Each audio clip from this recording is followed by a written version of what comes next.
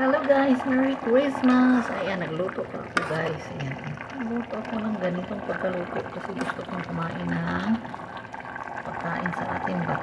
Yung hindi, timpla sa mga araba. Tapos nagsaing din ako. May kanin din ako, nagsaing din ako ng kanin puti. Ayan, nandyan sa baba. Hindi pa luto. Matigas pa yung ating patatas. Ayan. Lagyan ko yan ng carrots, patatas, tsaka pasas. Tapos, ito naman yung ating kanin. Ayan. Tinako ko muna dito sa ilalim ng oven kasi baka magtaka sila kasi may rice din sila. So, ayaw ko man yan kasi iba ang lasa. So, ito, partner ko sa kanin puti ko kasi Pasko ngayon magbusog ako. That's all, man.